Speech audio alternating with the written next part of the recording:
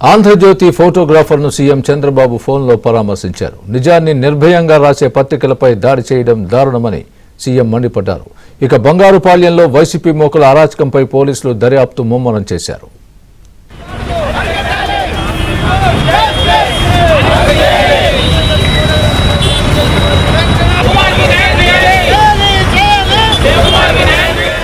బంగారుపాళ్యంలో జగన్ పర్యటనలో వైసీపీ మూకల అరాచకంపై పోలీసులు దర్యాప్తు ముమ్మరం చేశారు.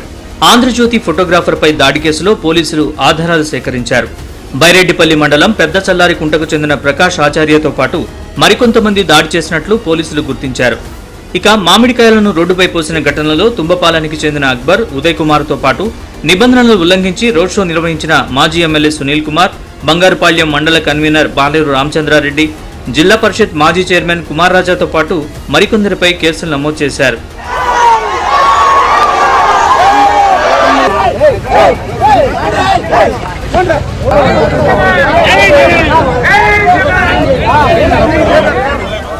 ఆంధ్రజ్యోతి ఫోటోగ్రాఫర్ శివకుమార్పై వైసీపీ శ్రేణుల దాడిని నిరసిస్తూ చిత్తూరు గాంధీ విగ్రహం వద్ద జర్నలిస్టులు ధర్నా నిర్వహించారు. దాడికి పాల్పడ్డ వ్యక్తుల్ని వెంటనే అరెస్ట్ చేయాలని ప్రభుత్వం స్పందించి భవిష్యత్తులో ఇలాంటి దాడులు జరగకుండా అరికట్టాలని డిమాండ్ చేశారు. ధర్నా అనంతరం ఎస్పీ, ఆర్డీఓ అధికారుల్ని కలిసి వినతిపత్రం అందించారు. చిత్తూరు ప్రెస్ క్లబ్ తరఫున మేమందరూ కూడా ముందుండి పోరాటం చేస్తున్నామనేసి తెలియజేస్తున్నాము. శివకుమార్ పైన ఎవరైతే దాడులు చేశారో వారిపైన వెంటనే కేసులు నమోదు చేయాలని, విలేకరుల పైన దాడులు జరగనివ్వకుండా పునరావృతం కాకుండా చట్టాన్ని కఠినంగా అమలు చేయాలని మేము డిమాండ్ చేస్తూ ఉన్నాము. లేదంటే పెద్ద ఎత్తున ఆందోళన కార్యక్రమాలకు పూనుకుంటామని తెలియజేస్తున్నాం.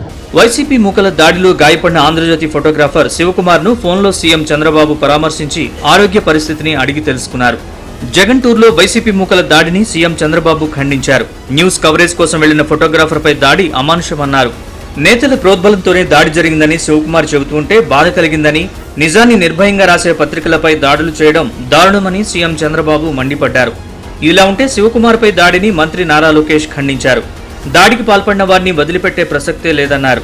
అయితే లోకేష్ ట్విట్టర్ పోస్ట్పై మాజీ deputy CM Narayanaswamy selfie video విడుదల చేశారు. శివకుమార్పై దాడితో తనకు ఎలాంటి సంబంధం లేదన్నారు.